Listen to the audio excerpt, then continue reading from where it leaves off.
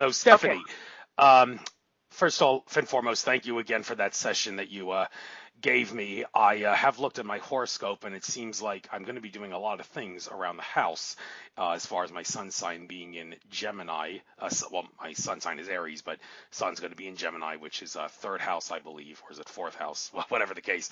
I checked the horoscope. It seems like matters around the home will be of the utmost importance now, which strongly makes seems appropriate that I'm going to be doing the thing with the stones and the quartz and everything else. And I got 57 free dollars worth to spare on Amazon Prime because I applied for the Amazon Prime card so I could, because I shop at Whole Foods. I'm not very happy that Amazon bought Whole Foods, but that is the only store I shop at. So it made sense to get the credit card, Amazon Prime credit card, to get 5% off every single purchase at Whole Foods.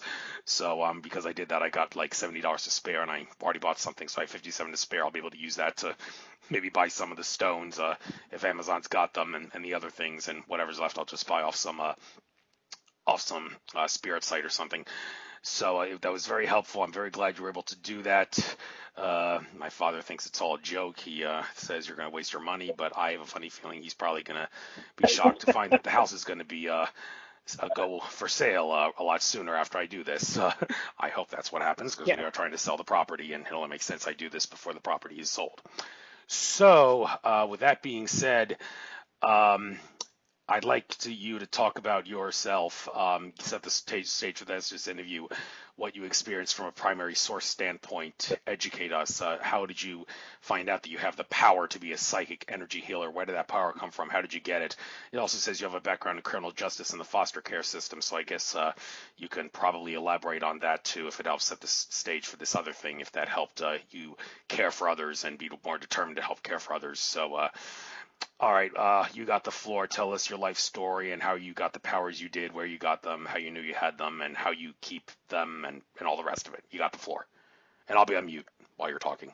Oh, okay. Okay. Hi, Andrew. Well, thank you so much. First of all, I would like to tag on to the attempted sale of the house. One more suggestion. This comes from the Catholic religion. I grew up Catholic, and many of us have grown up Catholic, interestingly enough.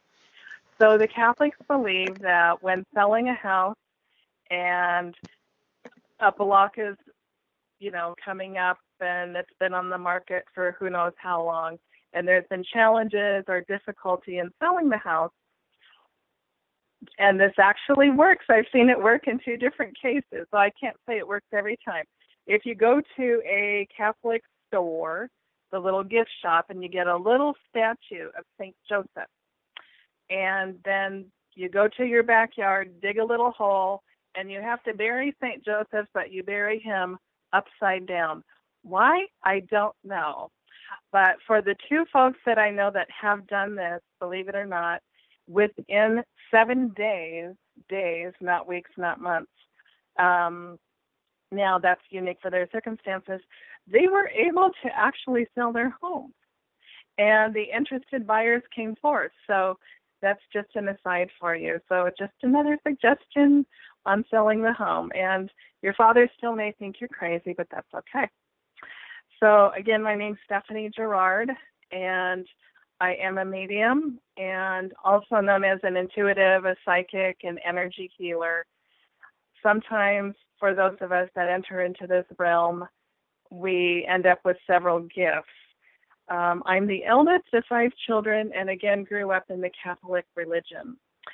And as the oldest child, we seem to be cut from our own cloth. I think sometimes we're a little bit more pioneering, independent thinkers. We're watching the other kids playing along behind mom while we're off doing our own thing.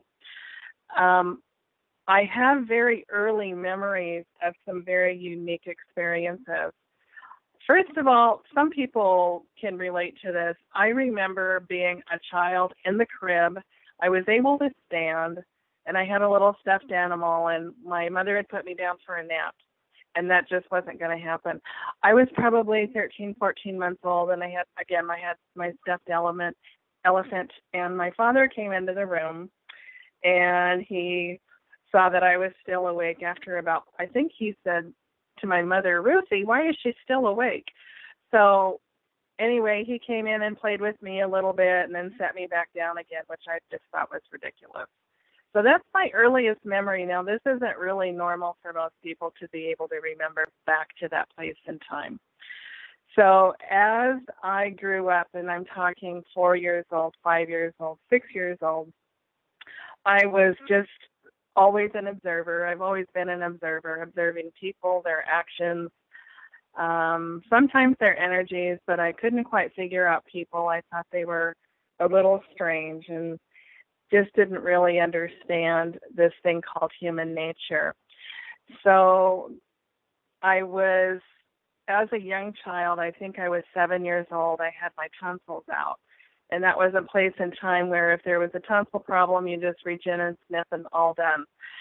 Following that year, at the age of 8, I contracted scarlet fever.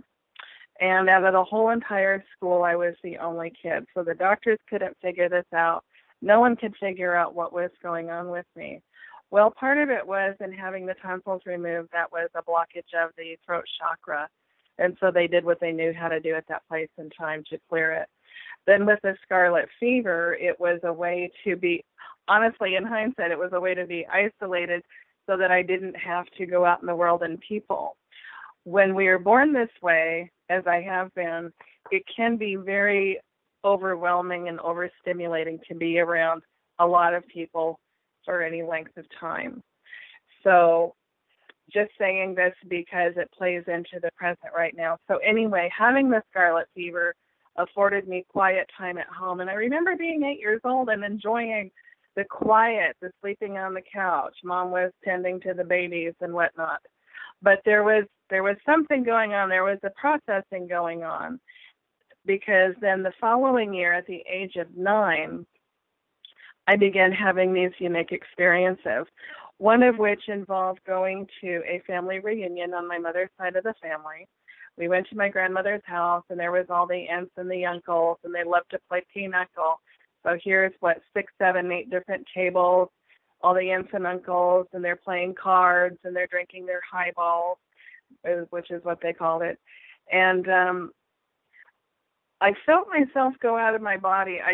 My energy didn't feel right. Something about being there with all of these people, with all of this energy, even though they were family, something didn't feel right to me, and I couldn't put a finger on it. So in that moment, I actually went out of my body, and so my physical body was on the floor, but my energy is rising up to the ceiling, and I'm looking around and looking down at the tables. I just simply needed to understand not just who was there, but what did their energy feel like to me. And it was very quick, like in Earth time, it might have been 10, 20 seconds. But it seemed like forever. So I was able to look about the room, see what was going on, and then come back into my body again, and then continue on as a 9-year-old would and go outside and play or whatever. But this is part of being empathic and having these gifts, is that too much peopling, we have to take a time out. Also in my astrology chart, there are certain details where this is part of my normal. I need to separate out and decompress. So moving along, when I entered my Saturn return at the age of 27, and that's for everybody, and it's Western astrology, age 27. I believe in Vedic astrology as well, Eastern astrology. So it's a time period where all of us go through some very major changes. And at that place in time, I was married and had a little baby, and things just weren't going real well. And so my sister, one of my sisters, connected me with a psychic, and this was in Washington State. And so she connected me with a psychic in the Seattle area, and she said, this man is real interesting. He works at Boeing. He is an engineer, and then he works at the Boeing psychic fairs. And on a side note, to this day, Boeing has a psychic fair twice a year still, which is very interesting. I never knew that they had a parapsychology club, but they do. So she connected me to this man, and it turned out that he was one of the few psychics that the King County Sheriff had used to locate the bodies of Ted Bundy.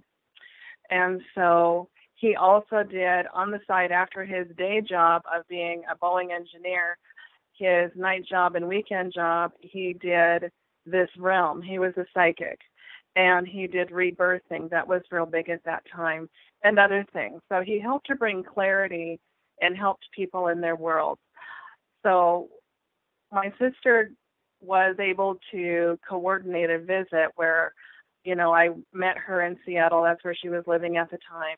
And we went and we saw him. And he helped to unlock and help me to see, you know, you have some of these gifts too.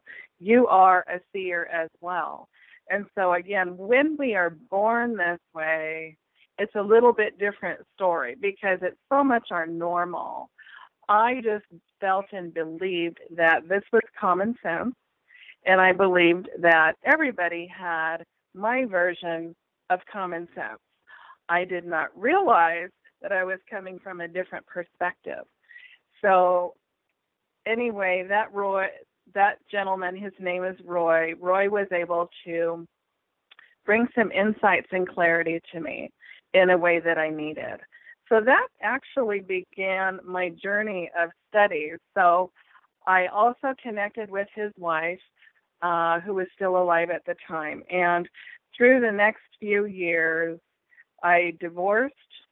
I began this serious pursuit of the spiritual journey, what I had defined to myself as a spiritual journey.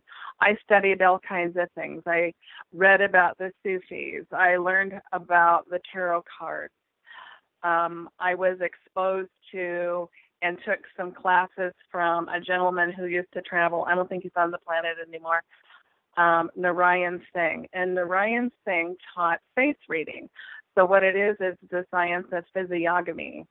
So I found myself taking class after class, and it was fascinating with the face reading because I ended up taking a weekend workshop from him. And on the last day of the workshop, you know, there was a bowl with several numbers in it, you know, folded in half, and everyone in the class got to choose a number, and whoever got number one would get a full-on reading. Well, yours truly got number one. So he read me, and it was absolutely fascinating because it helped me to understand that I'm an old soul. He said, Stephanie, you are what we call a whale. And whales were one of the first, you know, beings here on the planet. You bring with you a lot of wisdom. You have much to bring to the planet and give to the planet. Now it's a matter of you know, making friends with this and learning. So for me, it was the journey of learning. So I took the physiognomy. Following that, I took Prana Healing, and I became certified in Prana Healing. Shortly after that, I took what's called spiritual response therapy, which is pendulum work, but it's working with 32 charts. And it's rather intensive. I took level 1 and level 2, which was 8 days, and these were full-on 8-hour days. And on day 1 of class, the teacher, who is now on another dimension, Robert asked us to look around the classroom, and he said, get a real good look at who's here, because tomorrow it's going to be about half. And we were all quite nervous, and whoever he deemed as not ready to be in his class, he gave them phone calls. Well, thankfully, I did not get the call, so I returned to class the next day. So he was twirling his pendulum, going through person by person to double check for his own sake and verify, okay, should this person actually be here or not, yes or no. And he got to me, and I was so scared because he stared at me and he looked at the pendulum and stared at me, and then he asked me to stand up and come to the front, and I thought, oh dear Gussie, how am I going to get home? I'm 55 miles from home, and I carpool here. This isn't going to work. And so he looked at me, and he's still twirling his pendulum, and he said, Stephanie, you are the first one in here clear to infinity. And I said, what does that mean? And he said, your psychic abilities are actually off the charts. So from that point forward, it was a lot of work. The spiritual response therapy does past life research. It identifies patterns of negativity that are pre-existing that usually come from the Akashic records, and those patterns are cleared and removed, and positive energy is put in place, usually unconditional love, and then the matrix of that person is reset once again. So that took place over the course, that was January in the year 2000. Later that same year, I was introduced to a medium, David LeBaron, who is also now on another dimension. And he was a physical phenomenon medium. He also had voice mediumship. So these gifts, he spent time in the spiritualist church. The spiritualist church I enjoy because they believe in healing, number one, and number two, they bring forth messages from the other side. And these are two aspects of their belief system that they truly honor and stand by, and they help groom people to become the best that they can, to become the healer, to become the medium, teaching people that we actually, all of us are mediums in some way, shape, or form. We're vessels, we are facilitators. And then should we choose to answer that phone call and take it to the next level, such as what I do at present, then it becomes a different ballgame. So with David LeBaron, I studied under him for 3.5 years, and this is where my healing abilities really came to the forefront. He had what was called Monday night healing, so every Monday night there would be anywhere from 15 to 30 of us trekking over to his home downstairs, and all the windows were blacked out, and it's also known as a blackout seance. And so he would be in his cabinet, and a spirit doctor would come through him. Remember, he's a medium. So the energy of a doctor from the other side, he actually lived in England in the early 1800s, Dr. William B. Lang. He would come through. And there was a healing chair in this room, and there was anywhere from 2 to 5 people who would help facilitate the healing, whether guiding people to chairs or sending healing into the person. So I was one of those people. So this is where the healing switch basically got flipped on for me. Not that I didn't have it, I already did. But this is where I really became more fully acquainted with what is possible here. So this really helped to groom me with the healing background. So I was involved with that for some time, and through the guidance and the direction from David at that time, he continued to ask me to focus on healing and healing only, just stay with that, because it was important for me to grow in that element, and of course under his guidance and his information and knowledge. So I did. I stayed focused on that. And then life happened, and this happens with everyone. Sometimes we make our own choices. Sometimes it's like, okay, so now for the next 5 years, Stephanie, it's time for you to learn. It's time for you to go out in the world and apply what you've learned, and let's see how you catch yourself. Signed, the universe. So there was about a 5-year hiatus in there for me, but it involved leaving the state, moving to California, and then moving to Arizona, getting reacquainted with my family, and then eventually my mother transitioned, and it was important for me to be there for that process, especially as the oldest child. Well, during this time, in about 2007, actually before that, I had decided, well, I've learned the spiritual stuff. I think I probably should bring the Muggle world information up to par. What is it that I need to do? Well, I think I need to go to college. And so I did return to college. I earned both a bachelor's degree and a master's degree in criminal justice. And why did I choose this? Well, for one thing, part of me is a Gemini. So part of me likes the challenge of it, and it kept my mind busy. But I also knew, and it was also directed by Spirit, by Source, that this was still part of the plan. So it helped me to understand, of all things, human psychology. And the teachers that I connected with the best were the police officers and the judges. I learned a lot, and what I learned the most from both of those groups of people is the fact that they follow their gut. They're constantly following their gut. They're constantly following their intuition. What is it, that one thing that they need to pay attention to and listen to?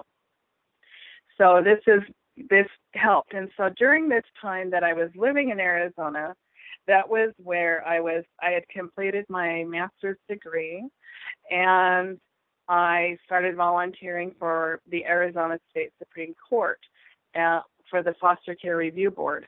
So I was a Citizen Review Board member, and this was for the kids who are in the foster care system. And it was more like being an attorney, because each of us on the board were given cases to study, and we would meet once a month, and on that one day we would meet with anywhere between 12 to 15 different foster parents, and then make a decision on behalf of each child for their best interest, following a certain criteria. So that experience was very good, because it helped to teach me about more methodical thinking. And that sounds crazy, but when you're an empath and a psychic, you can think of 1,000 things at once and it all makes sense. But in the presentation out to the world, it doesn't. So it slowed my thinking down and helped to get more form and structure. And then I ended up working for Supreme Court for the next year until after my mother transitioned, upon which then I returned to California. So then in California, I found a meetup group to join called Spiritual Pathways, and it was led by a celebrity known psychic, Adrian Blackwell. And so under Adrian, I learned a lot about my own psychic abilities, but then I also took a course called Theta Healing. Theta Healing is fantastic, which I use in my practice as well. And it has to do with helping to shift a person's energies by looking at their belief system, seeing just simply identifying what's in the way here. Well, let's pull that belief out and, again, put in the energy of unconditional love. So I studied with her and the group for a couple of years, and then finally returned back to my home state here of Washington State.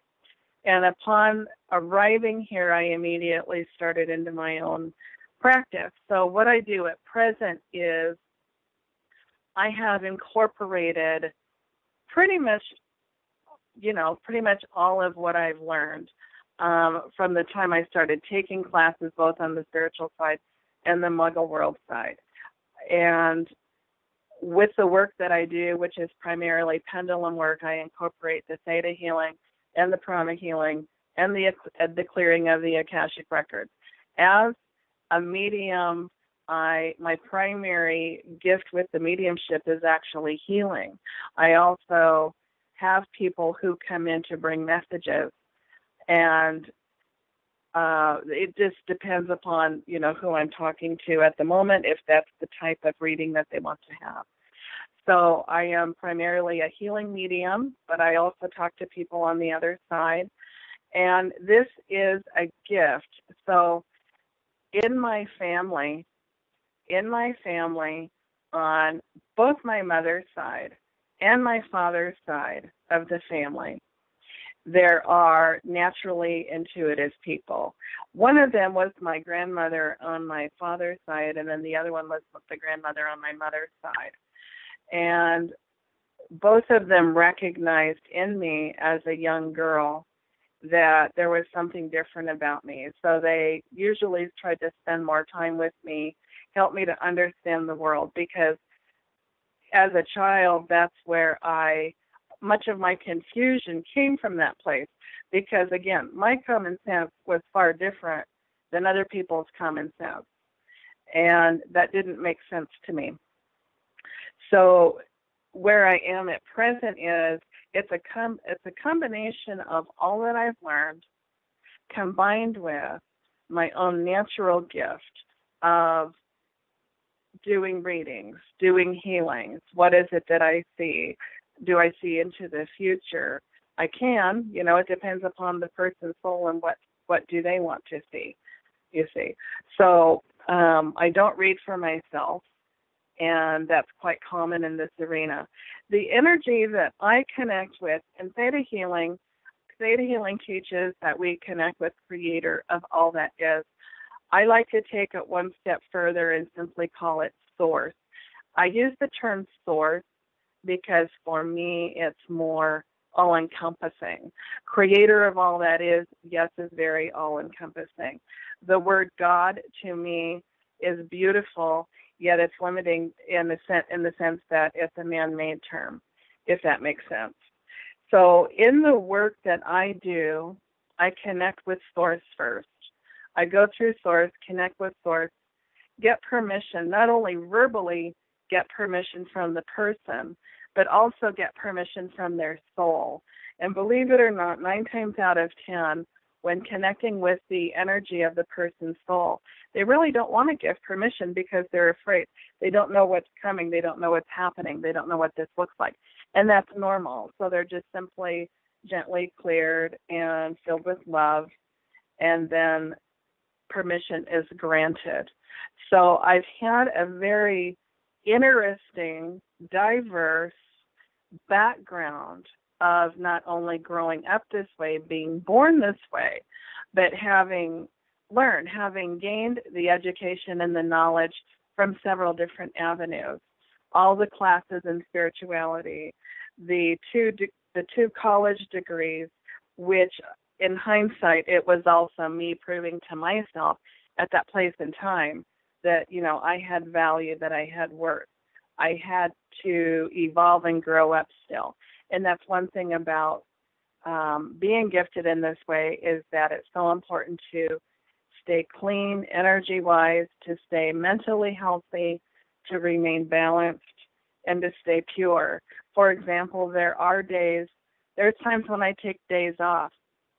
There are times when I will schedule people out on purpose 2 and 3 days ahead of time so that I can get myself in a right and proper place first.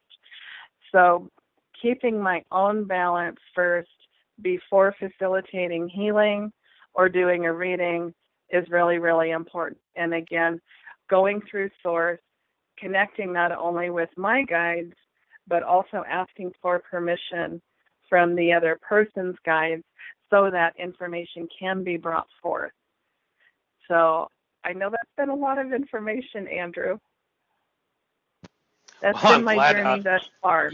I'm glad you set the stage for the rest of this interview. And I guess the best way to go through this is to do these things one by one, and the services you specifically do, and how you specifically do this, why these things in particular, and we don't have to go a full 2 hours, by the way. 8 o'clock Eastern is when I'd like to end this. But if you don't want to go full 2 hours, we can end it sooner.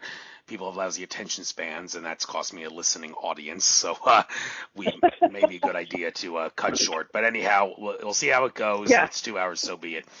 Services for every occasion. Well, you mentioned the whole thing about a statue of the St. Joseph and put him upside down to help sell the house. As far as Christianity goes, is there any particular reason why it seems like Christianity here is the religion of choice that you want to help people with? Because I see baptisms here at the top of every occasion. I mean, are there things about the other religions that you have problems with? I mean, we've heard all the stuff about Muslim refugees being brought into countries that are not really Muslim by nature, and that's kind of destabilizing the world, especially in some European countries like Sweden and whatnot. But I don't know if you have anything to say about that, but is there anything about like the Christian faith in particular that why it seems to be your religion of choice, or is it? Do you work with others at all? Well, believe it or not, I have that posted on my website because I am an ordained minister. And so whatever the belief system is, I'm open to that. But like you say, I think it's also with discretion. For example, a lot of Christian folks are not going to say, hey, I talked to my psychic today and you'll never guess what she said. That doesn't happen. However, they do quietly come forward and they go ahead and get the readings, but they keep it very private and to themselves, and out of all due respect, that's fine with me. Muslims clearly are not going to come get a reading because this isn't, to them, this is the devil's work, and I would probably burn in hell according to their belief system. So, I actually stay a bit neutral with this because, of their own free will, whatever a person wants to choose to believe, that's fine. But yeah, Christianity, I think, one common denominator is Jesus. And, I think we're all pretty well acquainted with him, and we all know the story. And Jesus is also a wonderful ascended master. Jesus facilitates some fabulous healing, and a lot of people may not know that Jesus is also a wonderful manifester of finances and money. He lives on what we call the ruby red ray. So if a person is wanting to manifest anything, specifically money-wise, or find a new home, find a new car, they can call on those energies to help guide and direct. But as far as the services that I offer, yes, I work with people, and I haven't really, thankfully or fortunately, I haven't really run into too many problems thus far in terms of anyone trying to be challenging or saying I'm a this or I'm a that and I don't believe in what you do. So I don't encounter that too much, which is nice, and it's a blessing. Oh, no doubt it is.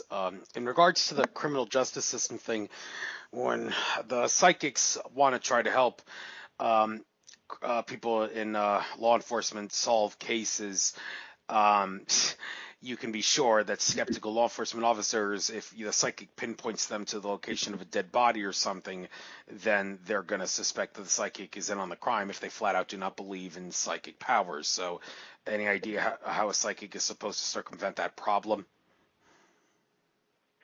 Yes, well, a couple of schools of thought on that. First of all, you're right. A lot of law enforcement is like, yeah, okay, right. And then the little fairy came down and brought the unicorn, and now we have rainbows, That's kind of their logic about psychics. But believe it or not, there are those in law enforcement, and you're going to find them on the seasoned end or they're retired out of it. There are the small percentage of officers who do. I don't know that they believe in it as much as they have seen results of working with psychics. And so once upon a time, I did volunteer with one of these organizations called Find Me Now. And the gentleman, and it's a nonprofit based in Phoenix, Arizona, Chandler, I believe.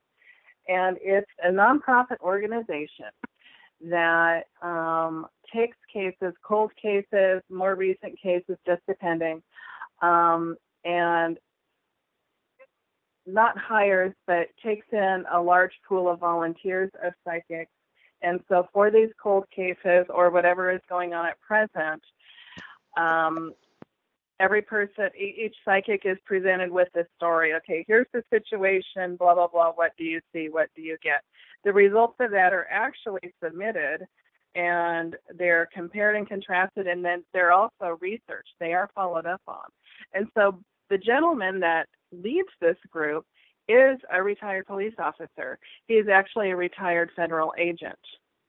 So in his experience during his career, he did see the positives of using psychics. But is this a universal thing?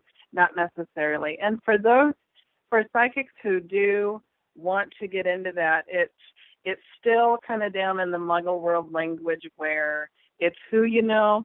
It also takes having the determination, the motivation, and the tenacity to get your business card and just go to the law enforcement agencies and just, hi, I'm a psychic, here you go, thank you very much, and then let it be. So it's not an easy market to tap into. It really does take knowing someone to get in that realm. So, but yeah, believe it or not, they do use them. Where is it? It is the CIA.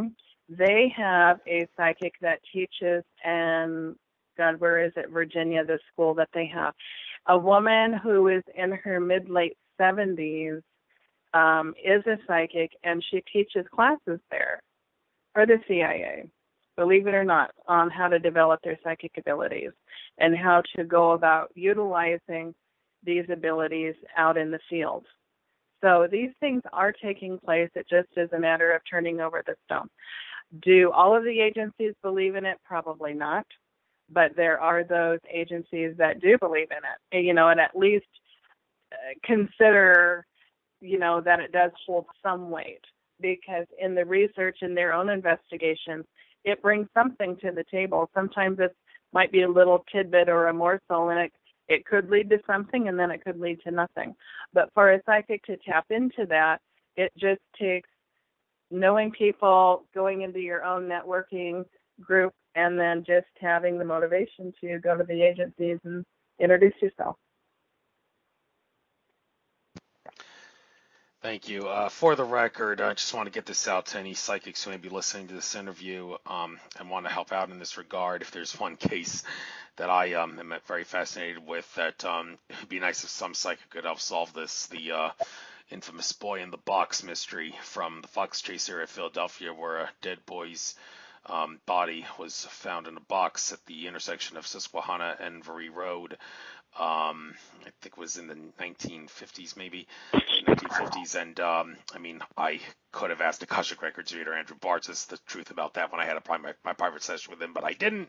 So if anybody wants to either ask an Akashic Records reader or get a psychic on the job to find out who the hell that boy was, why he died a horrible, nasty death, and what all the rest of it, that would be nice. So they thought they had were onto some relative of his DNA in 2016, but that unfortunately ended up cold. So, but moving on to some other things, some other services that you offer. What is the difference, out of curiosity, between renewal of marriage and weddings? Well, wedding, I can marry people and marry people. Renewal of marriage, sometimes those who have been married for 10 years or 25 years, or maybe they've had some challenges in their world and as far as their relationship goes, and they would like to start anew again. It's simply a renewing of the vows, and it's probably more of an emotional decision versus, we've got to do it legal for the record, blah, blah. That's what that's about. So it's more of an emotional-based decision, and it's up to the couple, and it can be quite the beautiful thing. Yeah. Thank you. Very simple. All right, the next service, affirmation of love. Well, what is exactly meant by the term affirmation? How do you affirm love? What's that all about? Affirmation of love, defining, and it's not just defining love, but affirmations of love. So, number one, making statements about love. I am love. It sounds very simple, yet it holds a lot of power and strength. It's a simple way to help reprogram a person's psyche should they choose to want to do that. It's lovely for those who are not just choosing a spiritual path, but those who are deciding, I think I'd like to make some changes. I want to start looking at life more positively, whatever. Or if they're in a place where they're just simply feeling really alone, they're not feeling supported, what can be done? So it's a connection that's made. Just a few positive phrases are created and then, quote unquote, downloaded to the person. So Theta Healing helps to, it facilitates, quote unquote, downloads, having Creator bring to the person whatever it is that they need so that they can feel supported, so that they can receive this information in their hard drive, which lives in the pituitary gland of the body. So it's a simple concept, but it's also detailed as well. Yeah. Okay, thank you. Switching gears here, looking at your bio here on Facebook, it says, well, first of all, how did the name Zoe Niclaus come from? Did you mention that in your introduction? If you did, I seem to have forgotten what that was all about. How'd you earn that nickname, Zoe Niclaus? What's that mean? Oh, okay. Yes, no, that was not mentioned. So this was interesting. When I was in the meetup group in California, and this has been 6, 7 years ago now, we, after becoming Theta healers, a few of us thought, well, God, we don't really like our names. Our name isn't resonating with us anymore. And at that place and time, I thought, Stephanie, who would want to live with the name Stephanie forever? So we literally had powwow sessions of trying different names, and it was kind of comical because it was like being at a clubhouse, okay, now I'm going to try being this name, and then deciding if it fit or not. So long story short, the leader of this meetup group, she found a name numerologist back in New Jersey. Absolutely fascinating. Her first name is Tracy. And so once each of us felt like we sort of found a name, then we consulted with her, and she helped us to understand, looked at our birth name, compared it to this name, what did it look like, what kind of energy did it bring. And so, interestingly, the name Zoe Niclaus and the name of Stephanie Gerard have two of the three same numbers, except that they were reversed. So I chose the name Zoe because, first of all, I love the name Zoe. Secondly, I was ready to change the space I was in, to bring myself into a different energy space. So professionally, I went by the name of Zoe Niclaus, or Zoe Niclaus, however you want to pronounce it. And so upon returning to Washington State, the name that I brought with me and operated under, because in California, this is the normal, this is what everybody does. No big deal. And so I retained that professional name, and it's a great signature name because a lot of people can remember Zoe before they can remember Stephanie, because Stephanie has 3 syllables. But anyway, Zoe just kind of stuck for a while, and I really enjoyed it. And so then this has been a year and a half ago, I had knee surgery. And so after my knee surgery on just one knee, I came out, and a friend had come to visit me at the hospital and said, "Hey, Zoe, how are you doing?" And I didn't respond. I had no response to it. They said, "Zoe," and I kind of looked around, and they said, "Zoe." And I looked, and it's like, oh, my God, I'm Stephanie. I'm not Zoe. So I kind of chuckled, and I thought, oh, no big deal.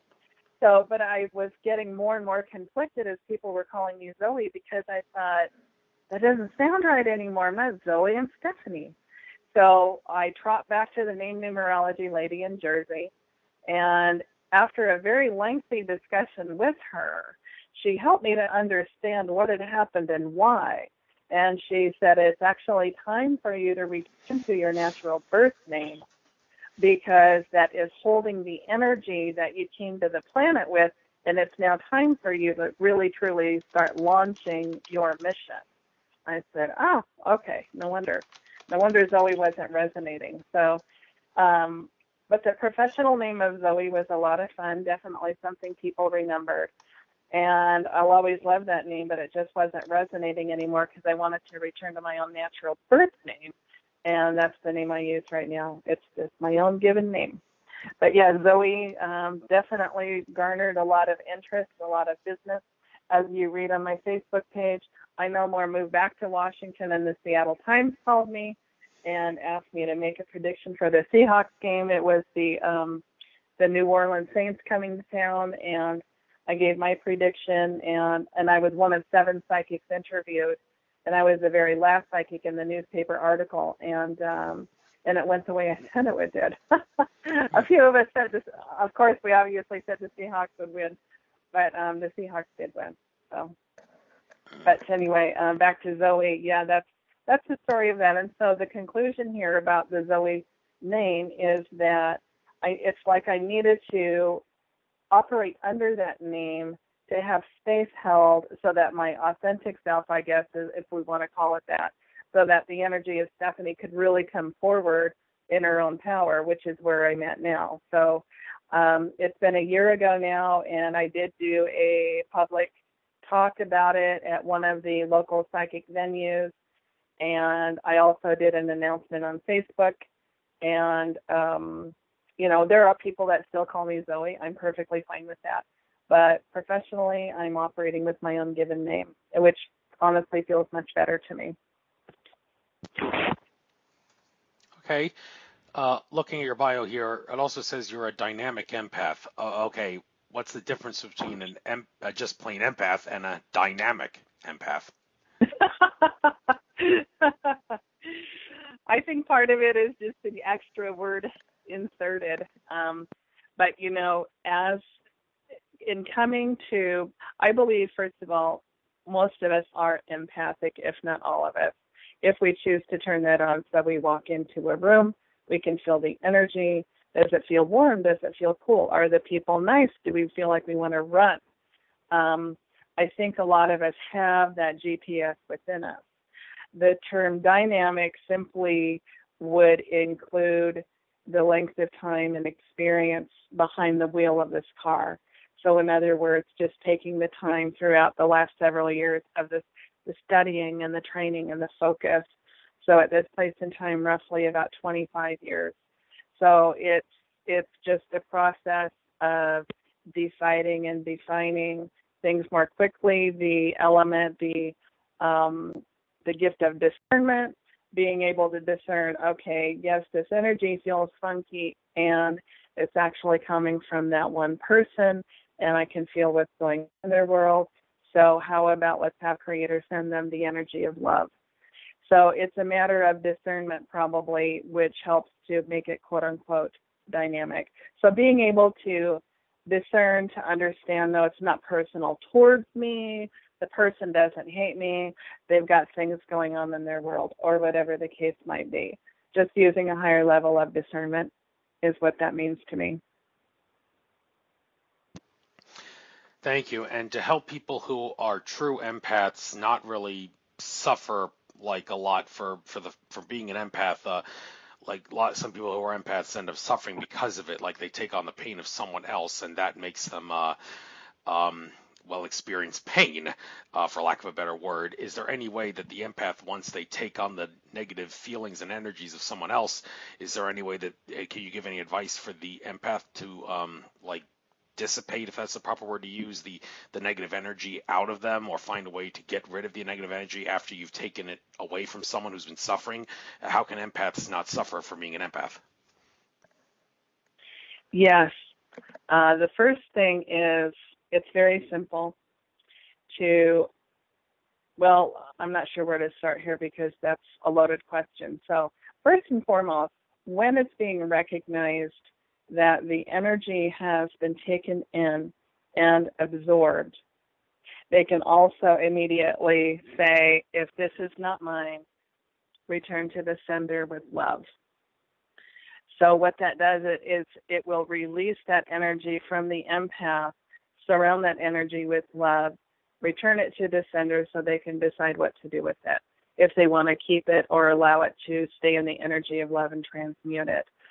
Secondly, sometimes we don't always know this. Like if we know that we are going to help somebody, and it's a conscious thing at the beginning, we can also protect our own selves. Some people like to put themselves in a bubble. Some people like to simply put themselves in the energy of love. So when it's a conscious situation that we know we're going to enter, there are things that we can do to protect ourselves. However, if it's the random situation, and this happens a lot, whether it be on an airplane, a subway, a bus, carpooling, etc., at the mall, where we are out peopling in some way, shape, or form, this is where a lot of us, myself included, we can run into that situation. All of a sudden, we've got a screaming headache, or a shoulder blade starts hurting, or we look at a person and feel their sadness and pain, and now we have it. again, going through Creator, going through Source, and asking that is separated out. If this is not mine, I return to the sender with love. Or simply return this energy, send it to Source to be transmuted to love and light. Send it to Creator, send it to God, send it to the higher power to be transmuted to love and light. Because the thing about it is, once that energy is identified, if this is not mine, please return to sender with love. Believe it or not, that pain or the ache will start to release right there and then. I just had this happen yesterday. I went and visited a woman, did a house call, immediately was courted. Immediately all these things were happening. And after the fact, it was my own energy cleanup. Return to the sender with love. Source around me with the violet flame of Saint Germain, and so on. So I think all of us have our own practices that we develop. And I would say first and foremost, just simply identify it, especially for empaths who are waking up, because at the beginning of this thing, it's exciting because it's like, oh my God, that's what they said. Yeah, they said they have a stomach ache. Now I have it. And then it's the problem of, now I have it, and I don't want it. So this is why it's important to define and to be clear. And this is also a lesson of energetic boundaries. It's very, very, very important to be mindful of our own energy boundaries. Yes, I choose to facilitate help and healing for people, and I also choose to do this in a manner that I do not undergo any of their pain or their suffering or anything else, because I go through Creator to do that and then have Creator do the work. And that's something that empaths can eventually evolve into. But like I say in the beginning, it's fun because it's like, oh, this is a new toy. I can feel this. Oh, I have a headache. Oh, I have a tummy ache. And we don't want that. And this is also, how do I want to say this? Not forcefully, but we're entering into their auric field. We're walking into their aura without permission. And that is a spiritual violation of integrity, if you will, especially if permission has not been given. So there's a lot of things to think about for empaths, a lot of different angles. But first and foremost, if this is happening and it's spontaneous, and you don't visualize or see yourself as an empath, if this is not mine, please return to Creator, to Source, to God, with love.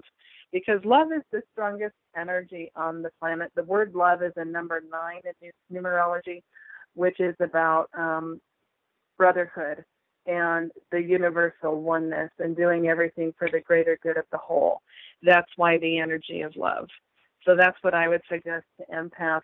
Regardless if a new empath or a very seasoned empath, it's still the same rule across the board. Yes.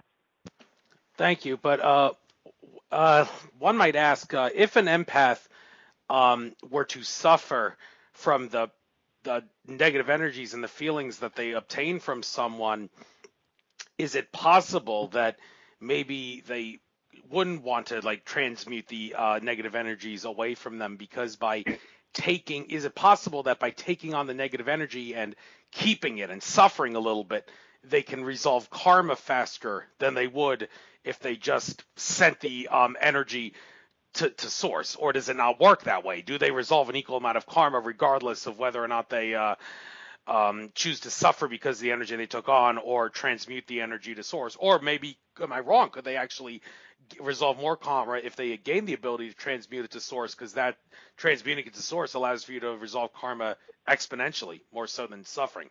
How does that work? Any idea? Well, yes. If we choose to do that, if we choose to embrace that, we're also taking on that person's karma for that energy. And is that what we want to do? And then it garners the question of, if that's what we're doing and we're taking this karma on intentionally, are we now willing to add that to our own lessons in life that we've already brought with us? So holding on to it some healing practices that I'm less familiar with will extract it, but then they will do something with that energy. They won't keep it. If someone is facilitating this and believes that they need to take it out of this person and then hang on to it for a while for their own karmic goodness, well, I disagree with that, because for one, that would be a self-punishment program. Secondly, that falls into the category of what I call a heart vow. And this is more past life driven, where the belief is that the more, if I suffer as much as I can, then that will equal a good relationship with God. And I will be in good standing with God, so that the more negativity and so forth that I take on, then I'll be able to walk through those pearly gates and get right into heaven, and I can pass go and do that. So it's not really a healthy thing to do. Those energies do need to be transmuted at some point. Also, after doing that kind of work, let's say the person did decide to go ahead and transmute those energies, it is also a very good idea to go to another fellow healer for additional healing and cleaning. I have 2 healers that I go to regularly, actually great, who help me after the fact, especially with the heavy duties like that one. And I think that's really important, to develop your own network, to develop your own palette. But to hold on to another person's karma like that is creating more karma for you. And from what I have understood other people describe, that can also create karma for another future lifetime, that then you would get to come back and redo this once again. And I think the goal here is that people usually would prefer to not have to come back again. Thank you. You mentioned earlier predicting an NFL game. I can somewhat resonate with that. And you also mentioned earlier going on predicting like going with your gut.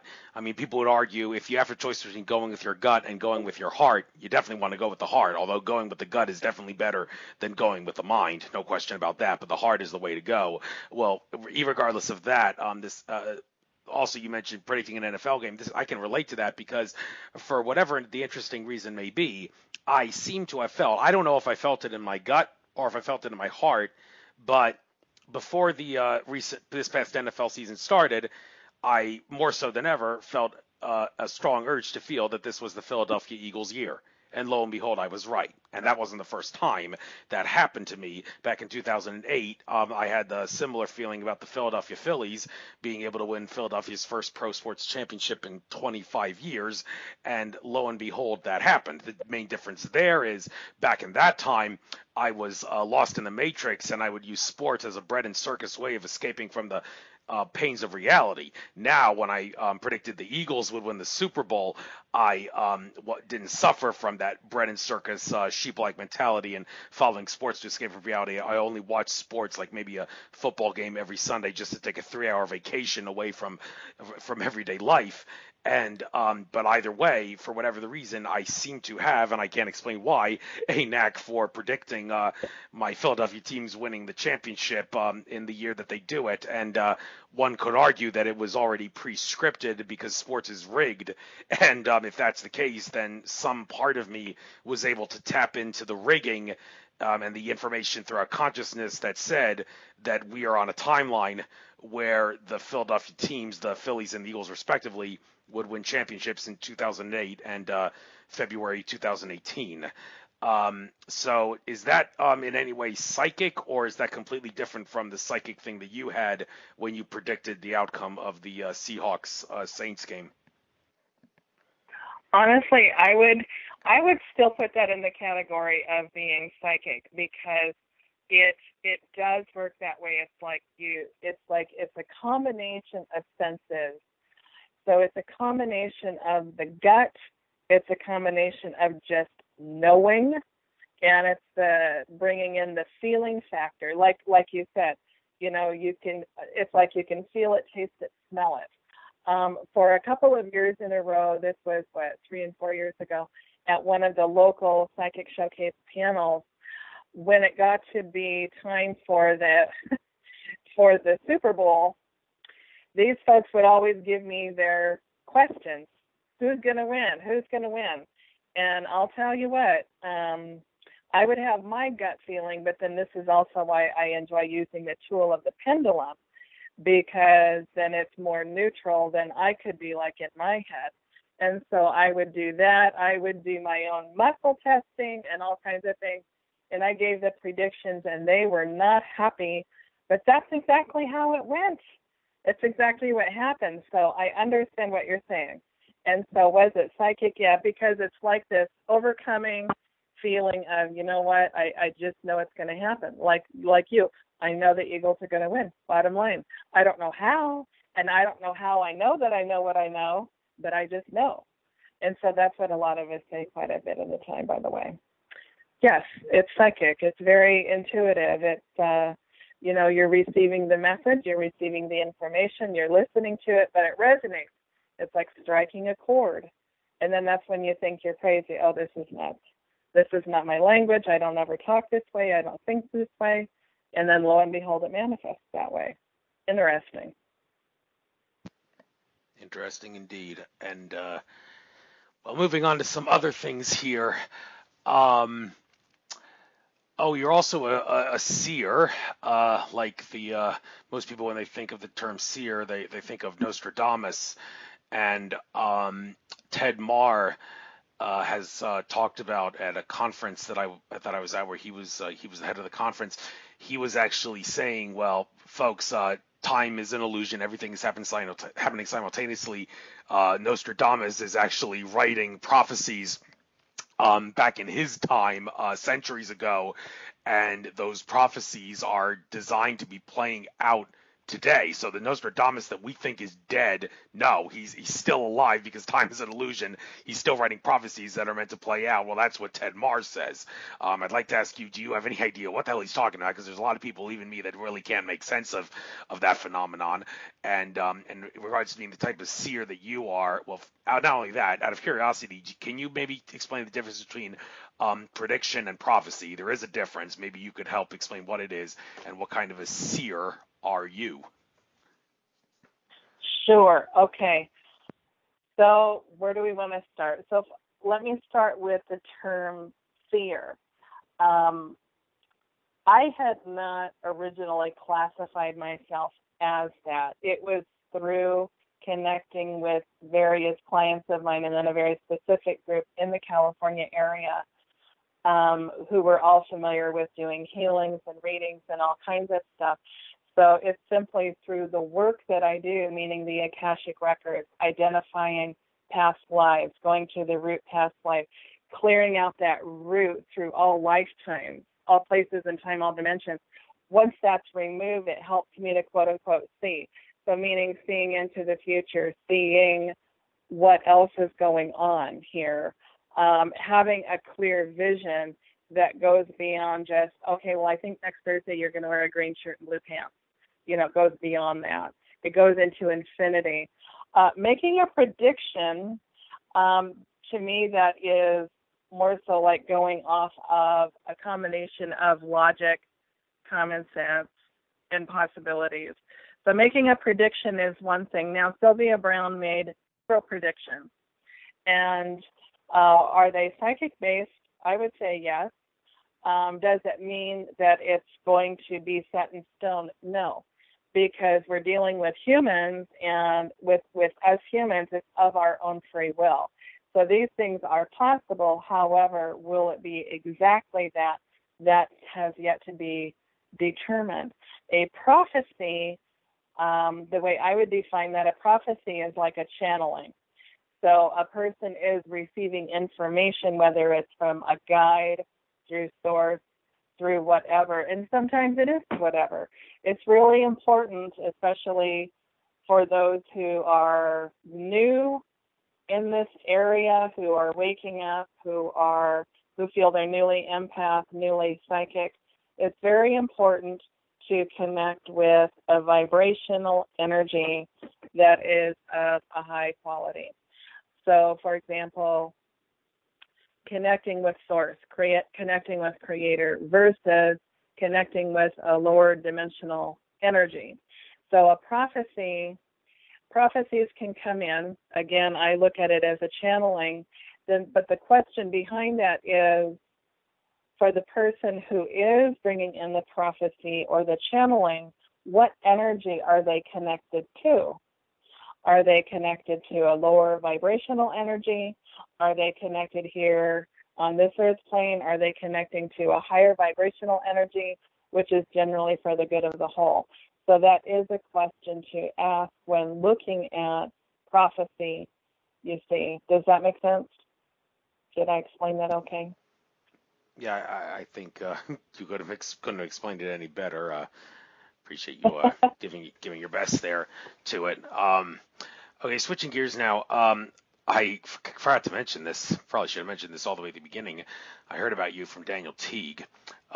Very close to him. I utilize his abilities very often, including giving gifts for people. I often ask Daniel Teague to do some sort of a healing or a clearing on someone. I have got a little criticism for that. There are people who seem to think that doing spiritual work on people without asking them if it's okay with them first is a big no-no, but I beg to differ. I think as long as Daniel Teague knows that everything he's doing cannot possibly be a bad thing in any way, shape, or form, so how could I possibly be doing harm when I'm not doing any harm, so I don't think I'm committing any sin when I secretly ask him, pay Daniel Teague to do a healing on or a clearing on someone else or their property. And but you explained to me in your before we had the talk about the my deceased relative who was you were channeling and talking about the property that I live on and all. You mentioned something about how Daniel Teague's work is different from yours in regards to like clearing and healing. Could you please compare and contrast his work with your work and maybe some other prominent figures in the field of healings and clearings, and how maybe you say, well, this is sort of like what I do, but it's not, and here are the differences? Sure. I think, so first of all, I think we as healers, number one, we are answering our own personal phone call from the divine or from creator, from source, as far as what is our healing ability. What is that? So here's the similarities. I've actually met with Daniel in person 3 and 4 times, I think, on my treks to Arizona. So because I have a lot of family there as well. So both of us do our work enlisting the use of the pendulum. Both of us connect with a divine energy in our own ways. Daniel has the wonderful ability to, the way I define him and describe his work to those around me, he's able to go in and identify what I call the tougher energies or the heavier energies, the dark energies. He's able to go in and with the help of all of his guides clear that out. So he's able to do it at like not just the earth plane level, but he's very multidimensional with what he does. So he specializes in that. And then with my work, I too use the pendulum. The work that I do works more, let's say, in the etheric realms, the upper echelons of things. So the work is, I don't even want to put a number on it. Some have said it's 12th dimensional and higher. The bottom line is that it's multidimensional. So both he and I do multidimensional work, but in our own ways. As so if Daniel and I were to compare ourselves to other healers, it's still going to be a similar thing. Everyone is going to be specialized in whatever their calling has been. So Daniel's work is phenomenal. I mean, he's done some wonderful things, not only for myself, but for others that I have referred to him. And then it goes the other way, too. He has sent people to me that he feels limited in how he can help them, but yet bringing them into a female energy and then having them work with a female does bring a different dynamic. So it's a nice balance of the male energy and then the female energy. And that's also a difference with healers, too. And it doesn't matter if they're male or female. it's the energy that's present within them as well, and the different perspectives that come forward. So as healers in general, I believe that we do share a similar intention of doing whatever the person needs done for the highest and best, for the good of the greater and the whole. And then the methods that we use to go about it are different because we're all different. Everyone's different. So that's how I define that. And that's interesting because just this morning I contacted Daniel for work. And with the situation I had yesterday, I needed cleanup and I needed it quickly. So he's great. He's wonderful at what he does. I can't agree with you more. Something that he does, clearing homes of negative energies, how does that compare and contrast with the house blessings services that you offer? The house blessing, so this is a clearing, again, probably a more of an etheric realm kind, sending the energy of love through the house, the property, down to the center of the earth and up to the seventh plane of dimension. It's basically putting light in and around the home and calling in the people's energies, guides to come in and do whatever needs to be done. And also, again, if the people have a particular belief system, whether it's Christianity or Catholic or otherwise, just following along the lines of, what their comfort zone is. But to basically have the divine bless the house. Daniel's house clearings vary, as you know, and the identification of cords, portals, etc. That is done in my work as well if the person asks for it. If a person wants a house blessing, then it's a house blessing. If they need the home cleared, if they feel like there's a portal in the home, if there's strange things, some phenomena happening and they don't know how to define it, then it's addressed accordingly. But a house blessing is simply that. It's a house blessing with love and light in my line of work. That's what I do. Blessing specifically. I have also done the home clearing of what you speak of and also working with you. That has been done as well, too. So, again, it's a case-by-case basis.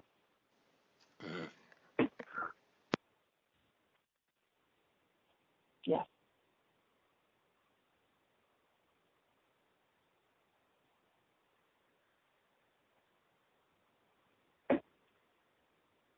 Are you there?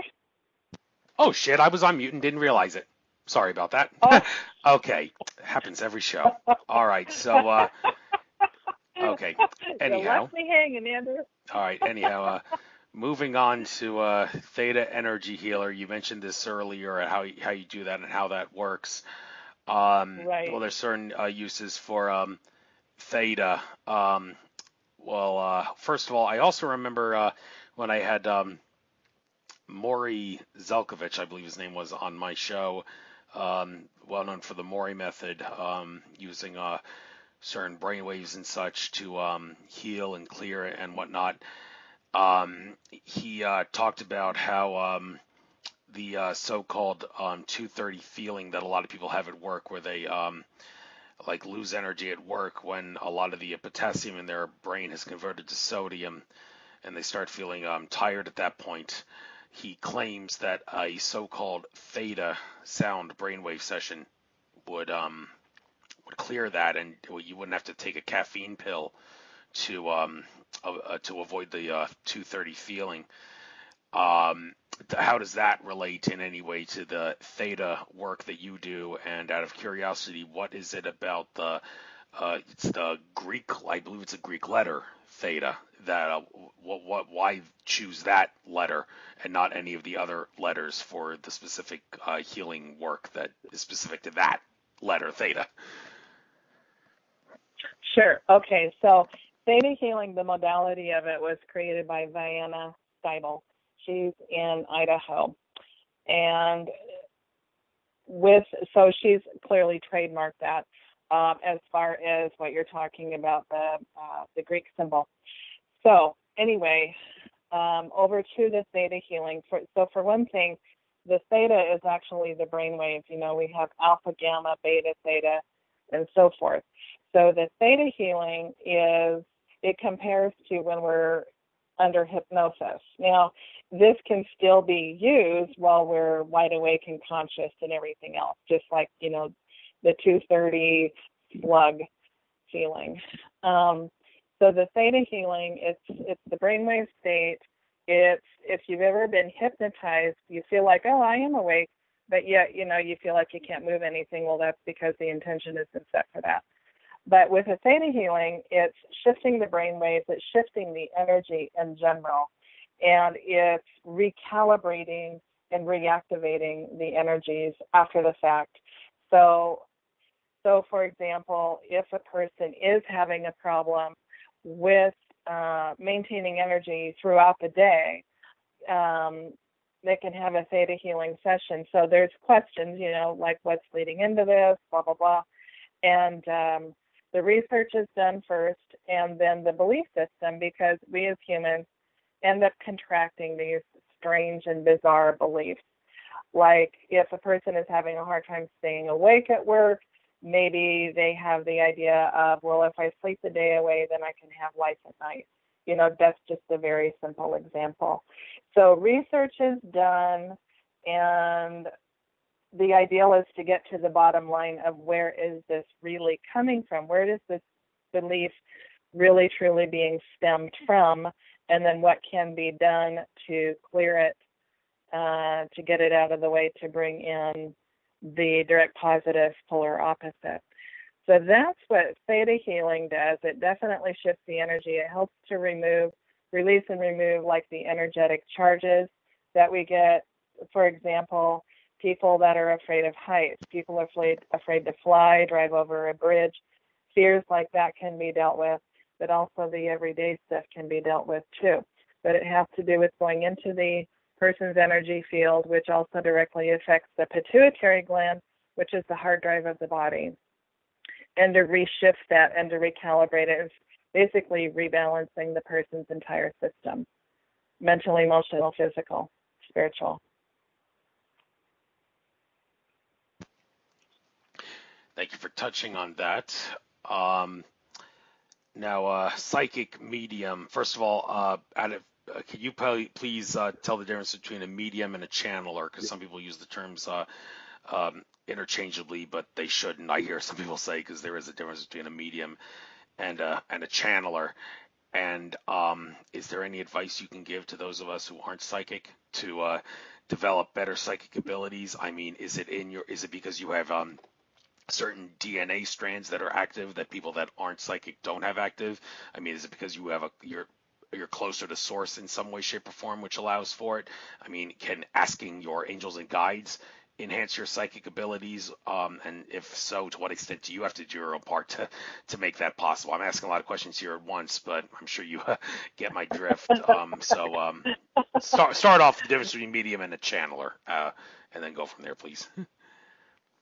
Okay, so a medium is like a radio. So a medium is bringing in, as a facilitator for information, to bring in messages from the other side, from a loved one, from a God, from whatever energy that would like to present themselves to speak. So the medium is acting like a radio.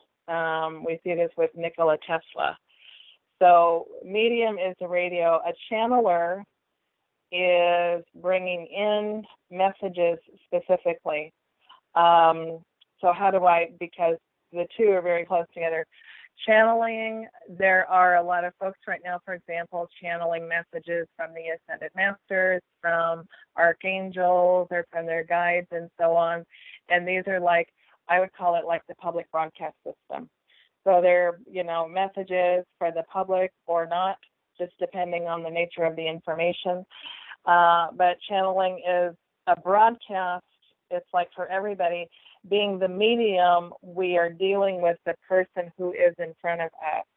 And we're facilitating, again, a family member, a loved one, whoever wants to come through to talk to that one person sitting in front of us. So we're bringing messages specific to that one person, where the person channeling is bringing in information for the whole, again, public broadcast system is the best way I can describe it. Does that make sense? Yes. So getting on to what other people have to do to become psychics, and first of all, before you explain that, what is it that enables certain psychics to be psychics? Well, it's not just like you're born with it. There's got to be other things. Is it if we are all infinite consciousness, then which we are, then we should all have psychic powers, but it's not that simple. There's reasons why certain people are better at it than others, and I want to know why. A lot of people do. Is it because you have certain DNA strands that are active, or is it not really in the DNA? It's because you're closer to source, after explain what it is that makes you blessed, for lack of a better word, what is it that people who aren't psychic have to do to get the ability over the course of time? Sure. Okay. Very, very, very good question. And here's something that I direct many, many people to. Get your natal chart done. And this is in astrology. So what a natal chart is, it's an astrology chart based upon the day and time you were born, the location you were born, what was going on with the planet. So here is where there is a uniqueness with what I do. My chart in both Western astrology and Eastern astrology is about healing. So because of the planetary makeup of the day and the time and the location I was born and all of the astrological aspects, Western astrology says I'm very much a psychic, as well as a healer, but very, very psychic. Eastern astrology says that I am a healer, or I could have been a doctor, which I did think about that as well, and I am a savant. So savant to me, and it's taken me quite some time to figure that one out, the savant aspect of myself per Eastern astrology is simply my understanding of all the modalities in general and how to employ and use what it is that I do and use to help facilitate that. So first and foremost, I suggest to people, get your natal chart done in astrology. Find yourself a good astrologer. If you don't have one, there are two that I can recommend right out of the gate. One is Doug Johnston. He's here in the Seattle area. The other one is Joseph Anthony. He is in Sedona, Arizona. And when a person can understand their chart, because see, here's the deal. This is your divine blueprint for this lifetime, and it is who you are this entire life. So that natal chart defines everything. Now, can we change it? Can we change it because we've decided we want to take on this or we want to learn about that? It can be, the changes can be supported in some way, shape, or form. But number one, get your astrology natal chart done so that you can get familiar with who you are. Who did you choose to be when you came into this lifetime as this beautiful infinite being? Who are you? Who are you on paper? Get familiar with that. Get acquainted with that. Again, in my chart, it's just there. When you look at the rest of my family's charts, not really. But with my chart, yes, it is. So it just is. So it's one of those things. But also, is it what my soul chose before coming to this planet? Yes. Yes, it is. So this is divinely guided and led. So that's the first thing. First and foremost, for everybody, get your natal chart done. Secondly, developing abilities. There's different ways to do this. One is through what we call psychometry. And what psychometry is just simply holding an item, either in the right hand or left hand. Generally, people have one hand that feels energy stronger than the other. For me, it's my left hand, which is the receiving side and the female side. But holding an item and then close your eyes and feel the energy from that, and then write down what those feelings are. And if you know it belongs to someone, you can do this with a friend even, not give the backstory on any of the items, just put some items on the table and take turns. That's a great way to develop to start to develop that, because it involves feeling the energy of the item, and it's also helping to open up the psychic part of, what does it take to do this? What does it take to open up that third eye and do, not just do a reading, but to feel the energy and to receive the impressions. So that's one very good way to go about that. Another way to go about developing the psychic abilities, believe it or not, is simply to educate yourself. Look at all of the clairs, C-L-A-I-R, clairaudient, clairvoyant, clairsentient. Begin reading about the clairs. Get yourself familiar with that so that you can understand, because some people can be clairaudient, but yet they're not, let's say clairvoyant. So they can hear, meaning they either physically hear or usually hear in their head messages. So that would be a very good thing to do as well. And then also, of course, just looking around in your local area. Are there any metaphysical shops? Are there classes? Also researching online. And I help to mentor people. I, at present, am working with a few people to gently help them along the way. I just meet them where they're at, and we work according to, how things are unfolding for them. So it takes some legwork, it takes some research, education, but first and foremost, get that natal chart done so that you can see who you are and what you are. What did you come here to do? And figuring that will help you to figure out what is your purpose here in this lifetime on this round. Thank you for getting into that. Also, DNA structure. I briefly mentioned this in passing. You didn't seem to say anything about psychic abilities. It's because you have certain codons active in your DNA that other people who aren't psychic don't. You seem to think that's really not really part of it. There's other things that are more significant to that. But regardless, what under the certifications thing, it says Theta Healer in DNA structure. Like when you're talking about healing in DNA structure, are you talking about fixing certain DNA, or is it more like enhancing what scientists refer to as junk DNA, which in reality is anything but junk? It's the part of our DNA that has been suppressed by the system of domination and control. So how do you what exactly is DNA structure, and how do you enhance and or heal it? Sure. Okay. So I apologize for getting back to the one question. Does DNA have anything to do with it? Yes, I believe it does, because it still goes back to us being these beautiful, divine, infinite beings. And we're coming from a source, not just our parents, but we're coming from this whole lineage, this whole ancestral makeup. So is this part of it? Yes. For many who do this, it is. For several who do this work, it's been in the family for generations. For others, like myself, the only other healer that we've been able to actually find in the family line goes back to the early 1800s here in America. And he was an energy healer, and he would come in under the guise of hiding under a church, basically, whether it was Christian or whatever for religion title, and then things would go really well, and then once he started facilitating the healing, they thought he was doing the devil's work, so then they'd kick him out and he would just move on. He and his wife would move on to the next town and continue. So is it in the DNA? I believe so. Yes, it is. So my apologies, I didn't address that. So in Theta Healing, when a person takes the Theta Healing course, there's level 1 and level 2. And I'll be actually getting recertified for level 1 here at the end of the month.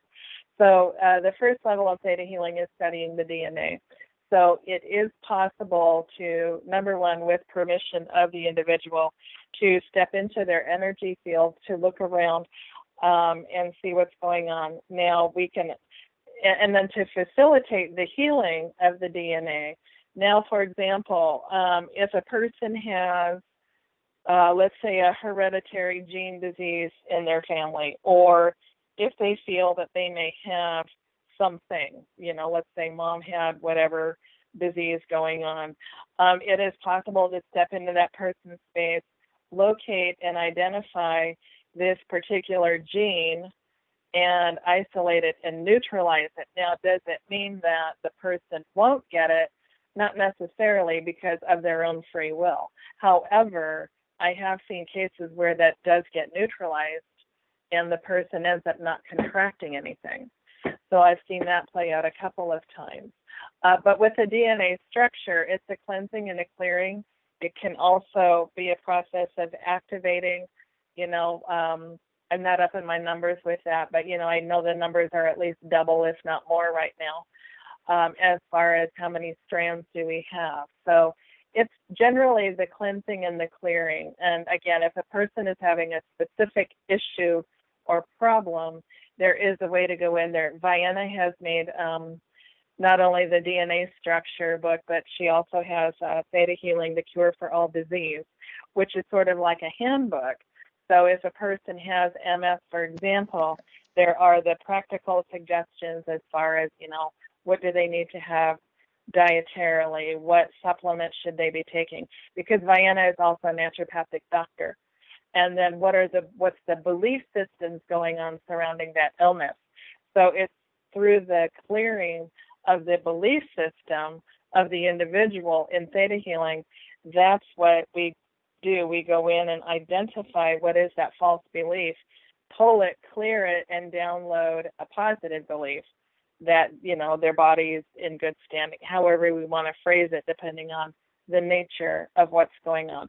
So that is what is entitled DNA structuring. Again, that's on a case-by-case basis, you see. It's not a global, across the board, here you go, boom, you're done. It's not like that. Because, once again, we're all different. We're all individuals. We all have our own natal charts. And so we're all going to have a different set of circumstances that we came into this lifetime to deal with. Yeah. Yeah, thank you very much for getting into that. And next thing, soulmates, Theta Healer in soulmates. Well, first of all, a lot of confusion about what the term soulmates actually means. It seems to have in modern times been taken to mean like the person you're the most likely to marry or be in a boyfriend-girlfriend relationship with, but other people would assert no, it's really nothing to do with that. It has more to do with the extent to which your soul is compatible and similar with someone else's to the point where you could relate to them better, regardless of whether or not you're in a relationship with them. So first of all, how would you define the term soulmate, and how do you Theta heal in soulmates, as the certification tab here says? Yes, there is. Okay, so first of all, soulmate, I agree. There's a lot of confusion right now out in the world between the terms soulmate and twin flame. There is a visionary woman out there right now. She's also on Facebook, Linda Good McGillis, and she does several live Facebook broadcasts. And anyway, the definition of twin flame is that we are our own twin flame. It's a reflection of ourselves. The soulmate is a person that we have a connection with. Now, it doesn't always mean, oh, you and I are soulmates, we're now life partners. That's not always the case, because sometimes soulmates are also just friends. So, it's like for a while there, for at least a 3 or 4 year stretch, if not longer, there's been quite a bit of confusion around that. So in terms of the Theta Healing, I am certified with that. And so what that means is, in the work that I do, is helping to clear the blocks for the person who's coming forward and is asking for help to find a loved one, a companion, a partner. What are the blocks? So again, it's the healing process of identifying the blocks, and also to make a list. And this can be pages long for some people, but to make a list of the qualities that you're looking for, that you would like to bring that energy to you. And I think that an element that is often left out of this is also a reflection of us too. So with the soulmate Theta Healing, what that really means is clearing the blocks for the individual. What fear do they actually have that's blocking them, that's preventing them from getting connected to their lifetime partner, their companion? What's going on there? Get that cleared up. Get them to write a list and manifest that. And so now that translates over into the law of attraction, that manifestation, making a list on a new moon as opposed to the full moon. The new moon is about manifesting, the full moon is releasing. So being very aware and very conscious. So hopefully that clarifies and defines the kind of work that it is. Again, soulmate, what we're really looking for, besides the companionship and the partnership, is the like-mindedness, you see, or similar-mindedness. It doesn't mean we have to be identical. So, and we run into that with our friends. And so, again, soulmate to me is, there's still a lot of confusion around that. I think what we're truly looking for is the like-mindedness and the compatibility more than the term soulmate itself, because soulmate, the negative side of it has meant that, this is the person that we end up with, that we still have to work out a lot of crap with in order to clear the slate and clear the bill, and then that way we go on our separate ways. That's been the assumption of that. That's been the former belief of that.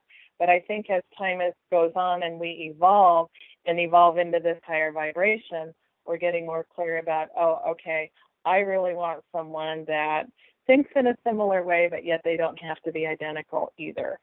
Does that make sense? Yes, that does make sense. I don't think you could have explained it any better. It seems like I say that every time someone gives an explanation, but what better way could you explain it when I already asked before this interview to make sure that the angels and guides are with both you and me, so I'm sure they're helping you give the best answers you can give. So I always make sure to do that before my interviews. So, but moving on to some other things here, prana healing, chakra work. Daniel Teague does this for me. He's done a couple of on me. Interestingly, the first time he did one on me, my third eye and crown chakra were spinning and active, and all the ones below that were not energetically blocked, but they were not spinning very, very strongly. And when he did the second one on me, he said that basically all of my chakras were spinning and active, except for the throat one, which was not spinning at full capacity, and the crown chakra was energetically blocked. Interesting. That well, I think I'd rather have the latter than the former. Have like most of them all spinning than just a couple spinning and most of them not. But anyway, what exactly is it? Can you explain that causes certain chakras to either lose energy or, at the worst case scenario, become energetically blocked? And I'm interested to know, like, how could that possibly happen with my crown chakra? Because I mean, if I had it spinning and active before he did any a chakra of healing on me, I really wouldn't quite be confused as to what could have I possibly done up until the time, like maybe in the 2 years or so that it had been since he did another one on me that could have caused my crown chakra to be energetically blocked, even though the others weren't. Like, what causes that? Can you give any information on that? And what kind of how does Daniel Teague's chakra activation compare and contrast with the kind that you do, which you actually seem to refer to as prana healing? Why choose the word prana when you're talking about chakra work? Okay, well, the prana healing is from the Eastern world. So prana is energy, and so the prana has to do with identifying the energy levels in the chakras. So I took it from one of Master Choa's teachers, and Master Choa he has a temple down in Los Angeles, and I took that up here in the Seattle area at Baxter University. So the prana healing is visiting the energy levels of the chakras. This can occur, it's kind of similar to the aura. So the prana energies get blocked from sometimes just simply daily living. We get up, we get dressed, we go out in the world, we have to go peopling for a while, whether it's at our job or otherwise, and we come home and it's like the residual energies from the day. We've now been peopling, and or even if we don't leave the house, sometimes, if there's a person out there in the world that's actually had a not happy thought about you, that can affect you energetically. And that's how powerful our thoughts are. So, it's a reminder of the awareness of that. So with the prana healing, or actually my term for the chakra clearing, I use my pendulum charts. So again, I work with 32 charts. What I do is I go through and identify what, before the clearing, what percentage is each chakra working at. So Daniel will use the term spinning but very weak or blocked or whatever. I identify the percentages anywhere from 0 to 100. So let's say your root chakra is at 0%, but then your sacral chakra might be at 30%. So there's a variance there. So I go through the chakras, get the percentages, and then identify the energy of what is going on with each of the chakras. And sometimes it's depression. A lot of times it's abandonment, but abandonment meaning we've been separated from God at birth. And we're mad because we thought we didn't have to do all this alone, and we don't realize we're really not alone. So anyway, identifying the percentages, identifying the energies, going through Creator, through Source, and having those energies separated out and transmuted to love and light, and then downloading the energy of love. And I also bring in the energy of forgiveness. Why? Because it's the yin and the yang. And so I have found that working with the energies of love and forgiveness together brings a different kind of balance, actually brings a healthier balance. Then I go in through Theta Healing and have all of the chakras reconnected back to Source once again. So it's almost like, we can do what we do. We're fine for a while. For those of us that work with energies, it's like we seem to need to deal with it a little bit more in terms of getting our own cleanup. Like I shared earlier, I had Daniel do a cleanup this morning, knowing that I was going to be doing this work today, and also knowing that I'll be peopling at a psychic venue this evening. So it's important to stay clear, but that's how I work. Now, Daniel, again, because of his calling, his modality, his is a little bit different. Like I shared before, he also works with the pendulum, and I've seen him do a little bit of that work, a little bit of the pendulum work, and he goes about it a little bit differently than I do, but yet it's the same. So again, we're both divinely led by our guides and by Source to do what it is that we do. So with the prana healing, once again, it's identifying the negative energies, getting them cleared and separated out, and transmute all that energy to love and light, and then bring in the direct positive polar opposite energy, and then recalibrate those energies once again, as well as getting the person grounded back into their body again.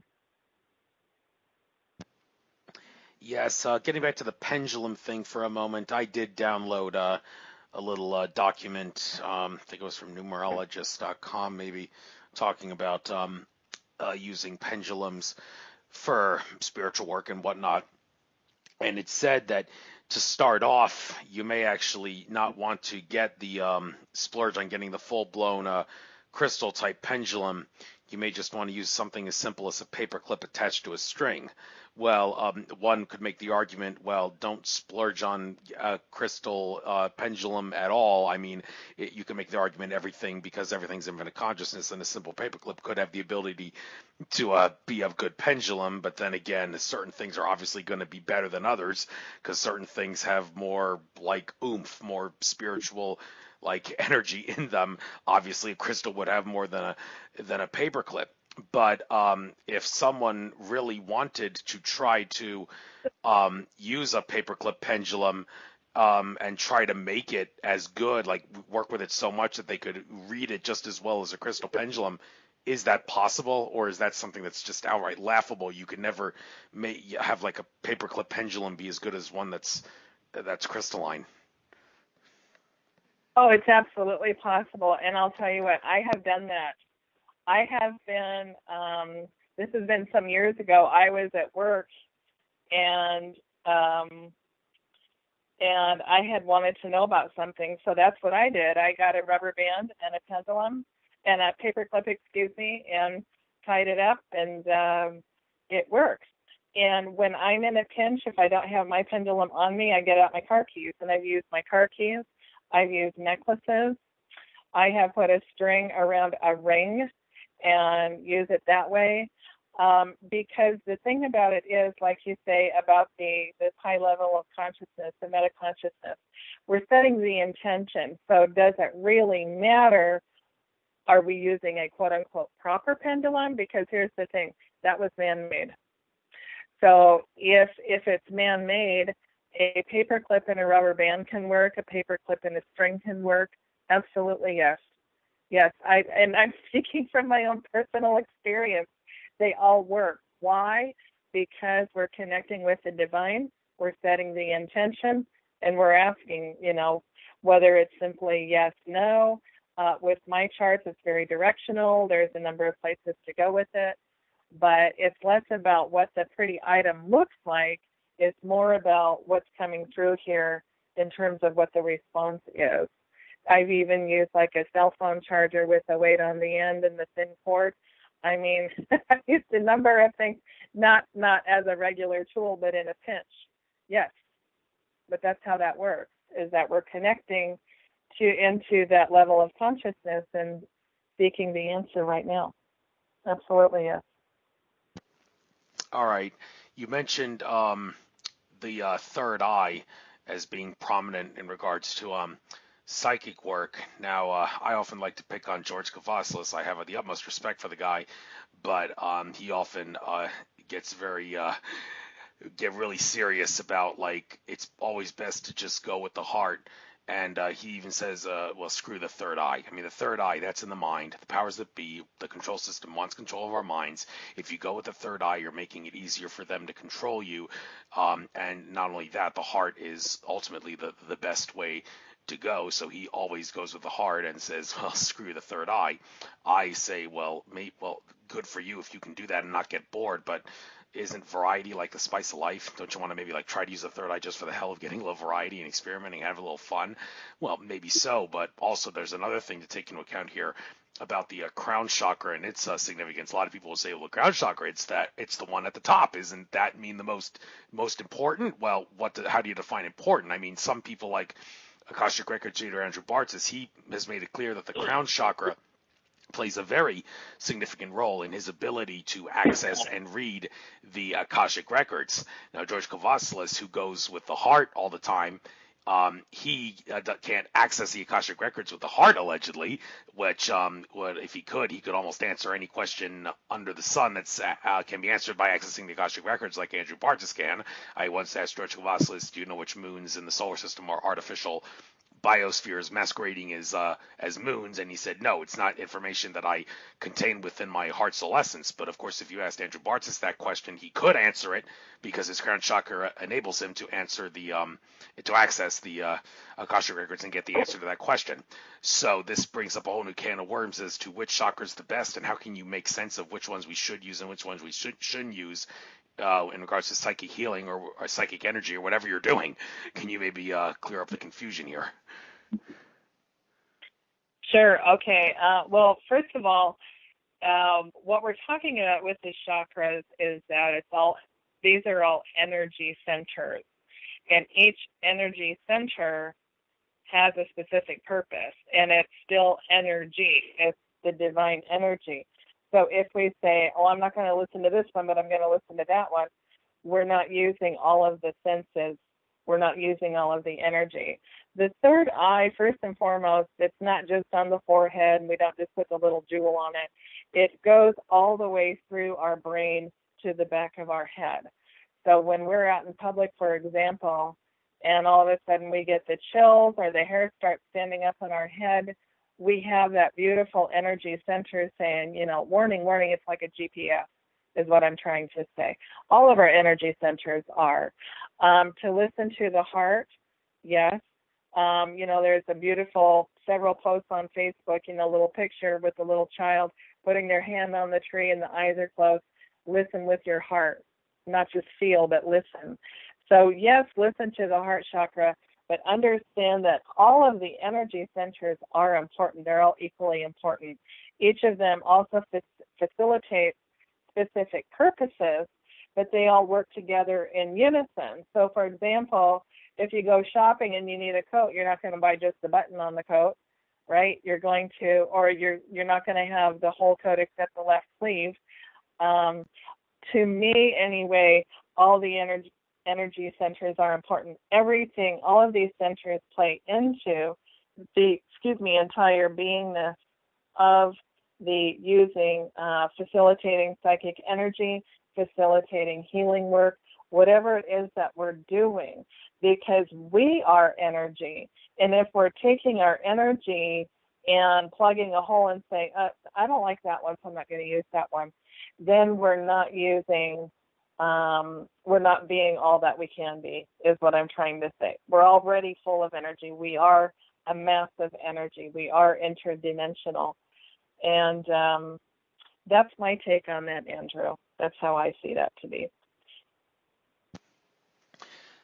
Well, thank you very much. Well, it's 7:54. I guess we might as well end it now, but I'll give you the last 5 minutes or so that I would give you until the show. I would end at 8 o'clock to get out anything that you like, as well as contact info and how people can reach you and what you offer. By all means, make a sales pitch out of this. So let's end on that note, and then we'll call it a night. Sure, absolutely. So again, my name is Stephanie Gerard. My website is whitelight.love, Love. Just want to make that clear. Yes, that domain extension really is out there. You may contact me by phone. It's area code 310-651-1545. Again, 310-651-1545. I very much welcome text messages, believe it or not. So if you have any questions, feel free to text me your question and we can move from there.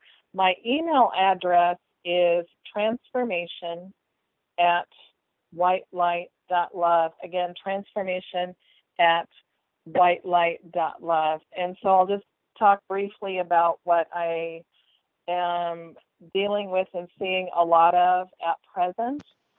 Much of what I do at present would compare to life coaching. Many people are asking these questions of what's going on with me, what is the energy, how can I help myself, how can I support myself. A lot of people need direction on how to process their thinking, but from an intuitive angle. So I would call it spiritual mentoring or maybe even counseling. Like I say, I am an ordained minister. So, and all conversation obviously are confidential and private.